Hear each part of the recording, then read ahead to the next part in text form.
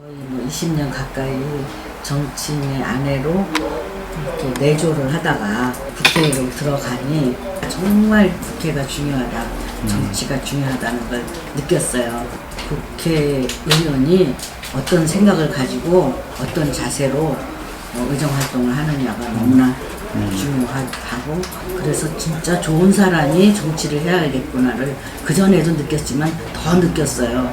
그래서 19대 열심히 이제 의정활동을 했는데, 지역 발전에도 이제 여러 가지 시작할 일도 있고 앞으로 더 해야 될 일도 있고, 앞으로 더 할 일을 하기 위해서 제짝 김윤태 의장이 시작한 일을 제가 마무리해야겠다. 그래서 20대에도 가서 더 열심히 해야겠다. 발의는 해놓고 미처 통과 못한 법들도 있고, 예를 들자면 방지법이라든가 원포 피해자 지원법, 원포 피해자들 그 가족들, 그러니까 후손들 한 데서 못했어요. 그러면 이제 19대 때 그렇게 됐으면 20대 다시 발의해서 시작해야 되거든요. 약자들을 위한 그런 또 많이 하니까 그런 분들 지원하는 법. 그것도 이제 코앞에서 못해. 발의를 해놓고 코앞에서 통과 못한 거야. 그런 것들이 꽤 여러 개 있어요. 20대 또 다시 가서 다시 제가 대표 발의해가지고 꼭 통과시키려고 그래요. 그런 할 일이 있어요. 지역 일도 이제 여기 우리 민자 역사 이것 때문에 제가 진짜 곤욕인데, 19대 때 공약한 거 거의 다 했는데 민자 역사가 그대로 저렇게 방치되고 있잖아요. 근데 그게 주민들이 이게 민자기 때문에 안 되는 거 아시긴 아셔요. 그래도 그냥 흉물스럽고, 나부터도 저것만 보면 혈압이 올라가.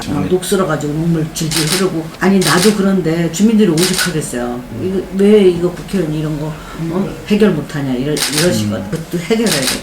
이 창동역 역사 근처에 있는 그 어지럽게 널려있는 노점상 이런 것도 재정비? 그렇지, 정비지. 정비. 뭐 무조건 싹 쓸어버리는 건 아니고, 이제 전수 조사를 해서 재산 관계라든가 몇 년을 했는가, 여기서 몇 년을 했는가, 뭐 이런 거 다 조사해서 활성화시키는 거지. 이제 우리는 좀 더 합리적이고 이렇게 그런 방법을 해서 전국적으로 파악한 것도 필요하지만 도봉구라도 파악해서 그분들 어떻게 규격은 어떻게 하고, 뭐 어떤 세금은 어떻게 하고, 뭐 이런 거를 좀 만들어서 발의해 보려고 해요. 법을 좋게 말하면 활성화하고 뭐 같은 이렇게 양성화하는 방향으로 해보고, 20대 가면 제가 그런 일을 하려고 그래요. 물론 또 나라가 굉장히 지금 힘든데 저출산 문제라든가 그리고 아동 학대 문제, 지금 너무나 힘들어서 3포 세대 결혼도 안 하고 아이도 안 낳고 그랬다고 하지만, 나라가 전폭적인 지원을 해서 아기 낳게 하는 저출산 문제를 해결하는 그런 방법도 해야 되고, 낳은 아이들 잘 키우는 방법, 그게 이제 아동학대 방지라든가 이런 거, 그런 것도 또 하고 싶어요. 또 해야 되고, 나라를 위해서. 지역에서는 국회의원 인재근 이 이름보다는 김근태 전 국회의원의 부인으로서의 인식이 또 강한데, 이 부분이 어떤 긍정이 생기고 앞으로는 또 본인만의 정치 스타일이나 정치 주제들이 있을 건데, 어떻게 지역 주민들에게 어필할 생각이신지. 긍정적인, 저로서는 이제 긍정적인 측면이 더 많다고 생각해요. 김근태라는 사람이 이 지역 주민뿐 아니라 온 국민들에게 각인되어 있는 민주주의와 인권을 위해서 희생하고 그런 분이라는 게 각인되어 있기 때문에, 그런 사람의 배우자라는 거 굉장히 긍정이라고 저는 생각합니다. 근데 그 사람의 그늘이 크기 때문에 큰 나무 밑에 뭐가 못 자란다고 그러잖아요. 그런 거 있을 텐데, 제 나름대로 제가 여성이고 또 그동안 저도 가만히 있었던 사람 아니고 계속 활동을 해왔고, 그 김은태 씨가 감옥에 가고 고문당하고 이런 시기에는 정치적으로 탄압받는 사람들과 함께했고, 그 가족들을 조직해서 운동을 했기 때문에 저를 그냥 가정주부가 나와서 국회의원 한다고 생각하는 사람은 없을 거라고 생각해요. 그래서 제가 하고 있던 일을 국회의원이 돼서 딱 끊고 안 한 게 아니라 사회활동을 계속 해서 뭐 어디 연탄 나눔 이사, 네, 뭐 네. 사랑의 친구들 이사, 뭐 이런 거 다 그대로 하면서 국회의원도 했거든요. 네.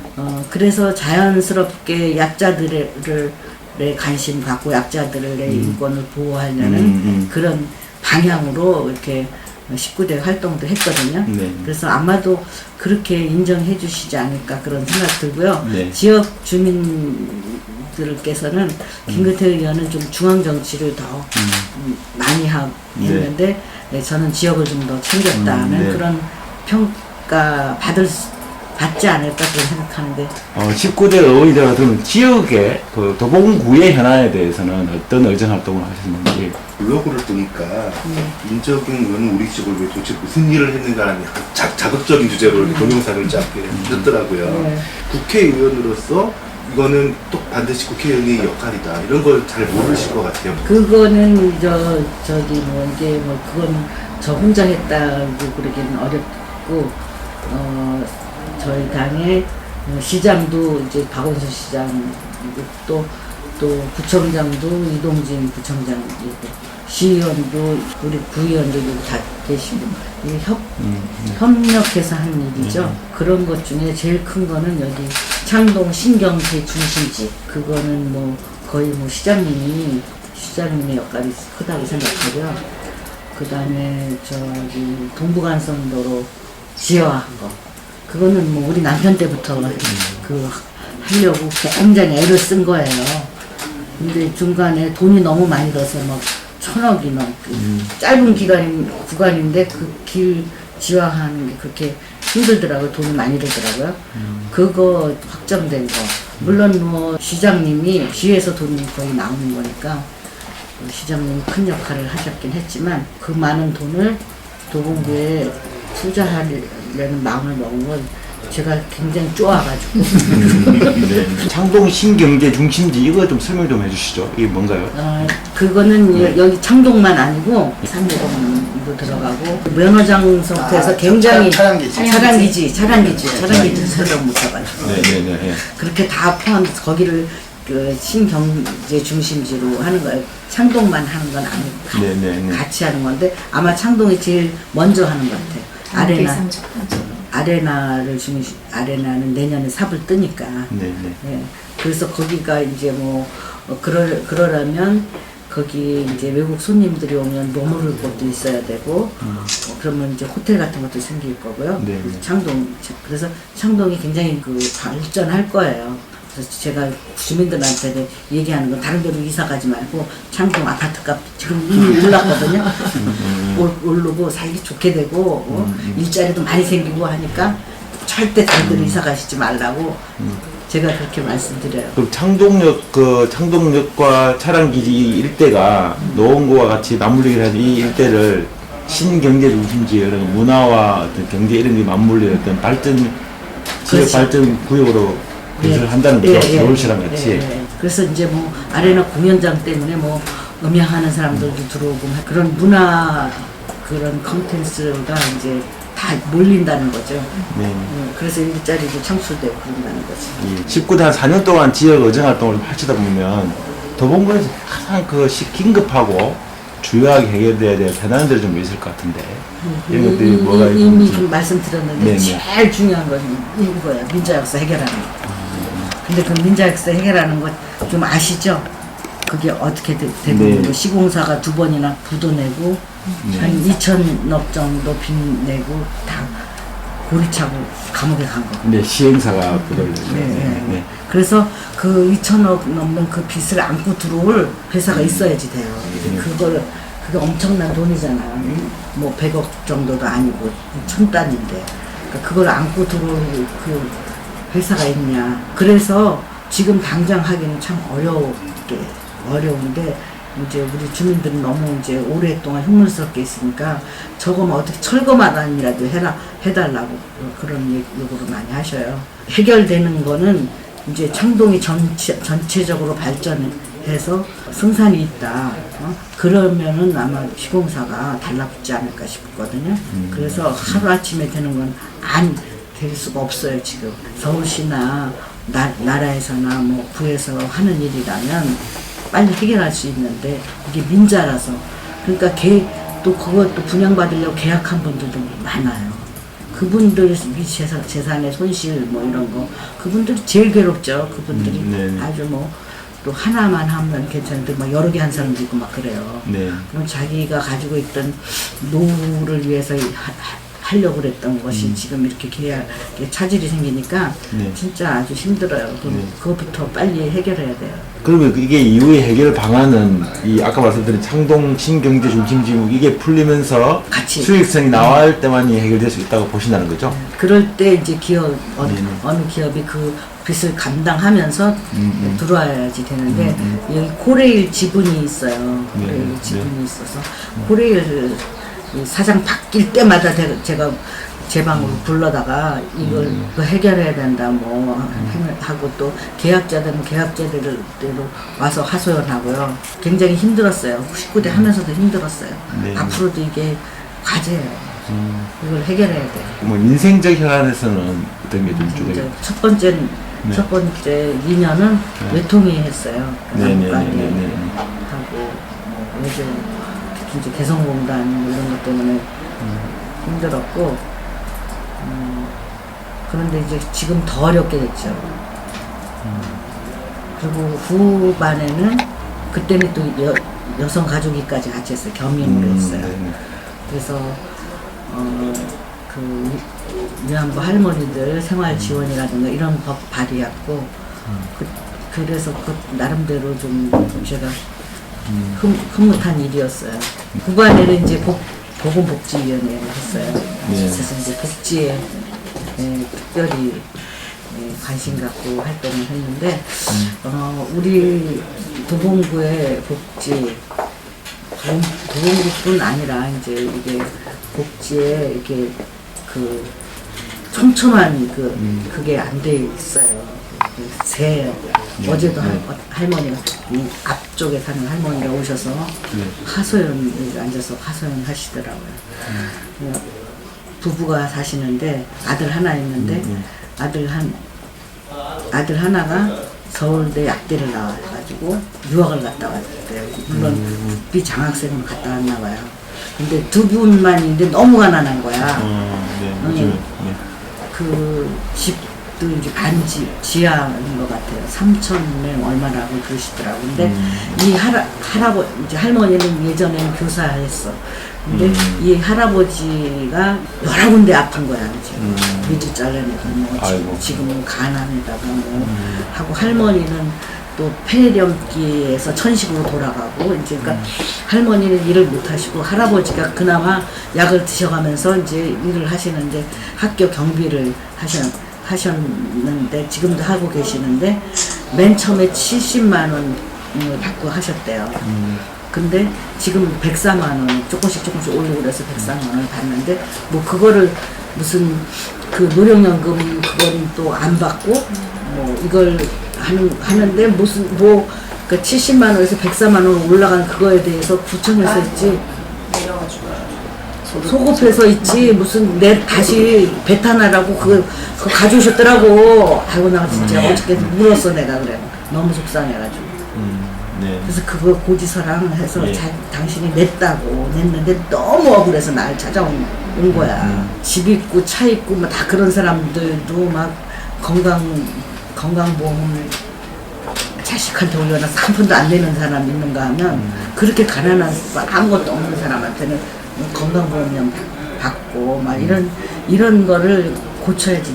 이 건강보험 체계 다시 해야 된다고 그렇게 막 했지. 근데 아직 안 하잖아요. 보건복지부 장관이 청와대 갔다 오면서 싹 달라지고 한다고 기자회견까지 해놓고 싹 바뀌고 민영표가 바뀌고 진짜 서민들은 어렵거든요. 그리고 여러 가지 서울시에서 우리 도봉구를 무슨 이렇게 찾아가는 복지 주민센터 뭐 그런 거에 다 하는 게 아니라 이렇게 몇 군데 하는데 우리가 꼭 뽑혀서 하고 그러잖아요. 그럼에도 불구하고 그런 어저께 할머니 찾아온 그런 구멍이 있는 거예요.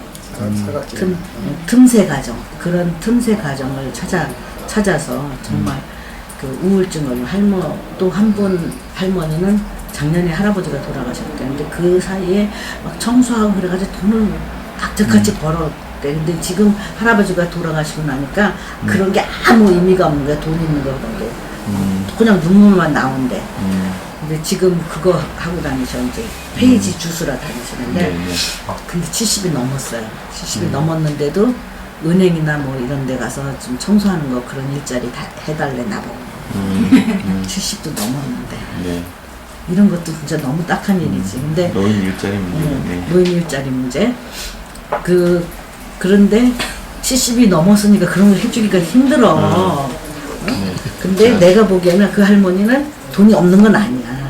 친구가 없어. 그래서 여기 오셔가지고 나 없어도 여기 있는 사람들하고 차도 마시고 수다도 떨다 가시라고. 내가 가만히 놔두면은 그 할머니는 잘못하면 우울증 걸려서 자살해. 내가 딱 보기에 그래. 그래서 막 내가 여기 있을 때 전화해가지고 오라고 그러잖아. 차도 마시고 놀다 가시고 명랑해지셨어. 네. 연세가 있으신데 여기에 찾아오실 정도면 의지는 대단하시네요. 네. 네. 그렇죠. 네. 현 정부와 19대 국회에 대한 그 후보님의 간략한 평가와 그 전망 이런 거 좀 말씀해 네, 주시죠. 그건 이제 19대 국회가 무슨 뭐 식물 국회에다가 무슨 최악의 국회에다가 뭐 오늘 좀 문자로 왔는데 뭐 복지위원들이 뭐 40개씩 법을 발의했대나 뭐 그래서 그게 작다고 그러는 건가 보지? 그러는데 이제 저 입장에서는 굉장히 억울해요 사실. 너무 열심히 했는데 나름대로 나름대로 굉장히 뭐 하여튼간에 모르는 거 아닌데 그런 평가받아서 너무 속상한데 사사건건이 이게 이제 국회라는 게 여야가 서로 대화가 돼서 소통이 돼서 합의를 하고 그걸 또 같이 통과시키고 이래야지 되잖아요. 근데 그 소통이 제대로 안 된 국회가 19대 국회라고 저는 생각해요. 이게 정치가 최선이 아니면 차선인데 서로 대화를 해서 요 정도면 너도 좀 양보하고 나도 좀 양보하고 한 거니까 통과하자. 뭐 이렇게 돼야 되는 건데 서로 그냥 막 평행선을 달려가지고 여야가 소통이 안 됐다는 거죠? 여야가 네. 소통이 안 된 국회다. 그렇게 생각하고 박근혜 대통령이 너무나 한 공약을 팽개친 거지 한마디로. 경제민주화도 그렇고 또 노인들한테 연금 준다 그래가지고 표는 받아가지고 다 주지도 않고 다 차별적으로 그 어저께 오신 할머니는 16만 원 받으신다고 그러더라고. 네. 많이 받는 분은 20만 원 받죠. 그때 부부가 16만 원 받아서 그거 받는데 그 103만 원 받는 것 때문에 그것도 포기하고 네. 뭐 조금만 수입 있으면 거기서 또 깐대. 그래서 수급자의 경우. 네, 수급자. 그래서 하여튼 어저께 그 할머니 같은 경우 동네 복지관이나 또 찾아가는 주민센터나 이래서 좀 도와주실 수 있는 거는 다 도와드리고 싶더라고. 어제는 내가 그 아들까지 내가 원망했어. 응? 엄마 아버지가 이렇게 가난하게 힘들게 그 간암 약을 받는데 그게 굉장히 비싸다는데 그거 잡수시면서 그 104만 원으로 이제 사는 거거든. 그러면은 대학 졸업하면 취직해서 엄마 아버지 봉양하고 살아야지. 무슨 유학을 가가지고 지금 유학 가서 또 떴대. 이렇게 공중에 떴대. 왜 지도교수가 오라고 그래서 교수 준다고 오라고 그래놓고서는 당신이 그만 뭐 그거 됐대. 그 정년퇴직해서 나와버렸대. 그래서 떴대. 공중에 떴대 자기 아들이. 그러면 이제 하여튼 뭐 제약회사나 뭐 근데 약국을 차릴 수 있는 돈은 없어. 아무 가난하니까 없어. 그래서 그 아들을 내가 원망했다니까. 어떻게 그렇게 가난하고 병드는 엄마 아버지를 두고 유학을 가. 취직해서 저기 뭐야 봉양하고 자기도 살고 그래야지. 내가 왜 그 아들까지 원망을 하네. 어제 그런 하루였어요. 네. 새누리당과 더민주당의 후보 공천 문제가 지금 아주 시끄럽고 복잡하고 부담이 많고 그래서 선거가 본격적으로 시간에 잠깐 덮이는 게 하나 있지만 그래서 더민주당 내의 공천 과정은 일단 어떤 친노 천액이다라는 한마디로 평가한 이런 이야기들이 있는데 후보님은 친노가 아니신가 보네요. 저를 친노라고 하기는 좀 또 그렇죠. 아, 그래요? 그렇다고 해서 또, 네, 또 네. 반노는 또 그렇죠. 범친노 뭐 그 정도겠죠. 저도 문재인 대표 시절에 뭐 비대위도 같이 하고 그랬으니까. 그렇지만 또 딱 친노라고 이렇게 하기는 네네.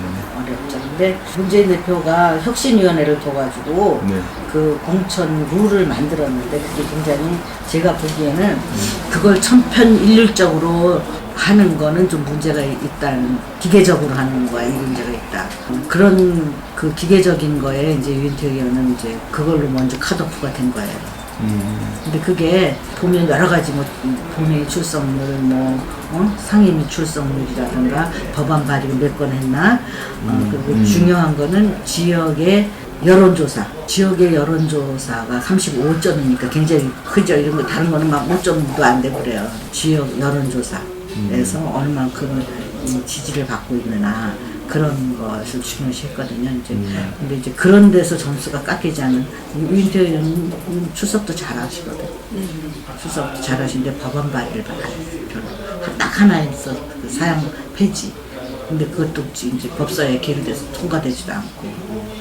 그랬으니까 이제 법안 발의 그런 거에서 좀 점수 깎였을 거고, 그다음에 여론조사에서 완전히 깎인 것 같아, 내가 보기에는. 당내 이런 기준들이 너무 기계적으로 적용됐다는 거죠? 네, 그게 너무 기계적으로 했죠. 그러니까 유인태 의원도 김근태 의원만큼 상징성 있는 분이죠. 민주주의에 대해서는 사형까지 그 구형까지 받으셨으니까 후배들은 그래요. 어떻게 유인태 의원이 없었으면 우리가 이렇게 말하고 살겠냐, 뭐 그런 말 하거든요. 그러니까 그런 거는 다 깡그리 무시하고 기계적으로 했고, 그다음에 문희상 의원 같은 경우는 그런 점수도 다 좋은데, 그리고 대안이 없었어요. 그래서 다시, 그러니까 아무도 그 지역에 출마하려고 하는 사람도 없었고, 그래서 다시 살린 케이스예요. 그 문희상 의원님은. 그리고 또 이제 항상 당이 어려울 때 비상대책위원장으로 나서서 당을 지켜오신 분이잖아. 근데 그런 분을 갖다가 그런 기계적인 그거에 대입을 해서 뭘로 잘못됐는지 모르나. 그래도 유인태 의원님은 뭐 법안 발의도 안 하고 그랬으니까 뭐 그렇다고 쳐. 근데 그분이 뭔지도 몰라, 그래서 그런 건 좀 기계적으로 하지 않았나. 그러니까 당을 위해서 그동안 희생한 거, 그런 거를 높이 사서 그런 분은 해줘야 되지 않았나. 뭐 그러면 친노를 정리하기 위한 이런 거는 좀 왜곡된 거고, 그 기준을 너무 기계적으로 적용시키기 때문에 그런 편향이 생겼다, 이렇게 평가하시는 거네요. 맨 첫 컷오프는 그래요. 그걸 기계적으로 했어요. 차별금지법에 대한 관심을 좀 많이 갖고 계시는 분들이 계셔서 최근 또 저희 내부에서도 이 문제 가지고 조금 한번 좀 내용을 좀 치렀었거든요. 그래서 차별금지법 의견 같은 경우 때 얼마 전에 그 박영선 의원 같은 경우 되게 부정적으로 또 말씀을 하셨더라고요. 준비중에서. 그래서 인재균 의원은 여기서 어떻게 생각을 갖고 계신지. 그 부분에 대해서는 저는 보수적이에요. 그래서 우리 딸하고 나하고 토론을 하는데 걔는 좀 진보적으로 얘기하더라고요. 뭔가를 나는 보수적이에요. 동성애가 이게 뭐 합법화 이런 내용이 아니고요. 동성애를 한 것 때문에 차별을 받아서는 안 된다는 얘기 있거든요. 이 금지법은요. 합법하고 좀 거리가 좀 있는 내용인데. 그러니까 그것도 이제 내가 추구하는 그 소수자의 인권 문제이긴 해요. 인권 문제이긴 한데 이건 내가 너무 솔직하게 얘기하는 거야. 개인적으로 이렇게 솔직 안 해도 되는 건데. 마지막으로 지역 유권자분들에게 좀 당부하고 싶거나 아니면 또 부탁하고 싶거나 전하고 싶은 메시지가 있으면 말씀해 주시죠. 이번 20대 국회는 하도 뭐 새누리당도 그렇고 뭐 하여튼 더불어민주당도 그렇고 또 지금 야권 연대 안 하겠다는 또 우리 안철수 대표도 그렇고 해서 막 투표율이 낮을까봐 좀 걱정이 돼요. 사실은 최선이 아니면 차선이고, 그리고 정치는 좋은 사람이 해야 되는데 이 사람이 제일 좋은 사람이라는 그게 없으면 본인 생각에 유권자들이, 그러면 그 다음 사람이라도 좀 더 나은 사람을 국회로 보내서 나라와 또 지역을 위해서 열심히 일할 수 있게 해주시는 게 유권자의 책임이라고 생각하는데, 그래서 모두 나라를 생각하는 유권자 여러분들은 꼭 투표에 참여해 주셨으면 하는 그 바람입니다. 부탁드리고 싶어요. 예, 바쁜데 시간 내주셔서 고맙습니다. 네, 고맙습니다. 예. 고생하셨습니다. 네.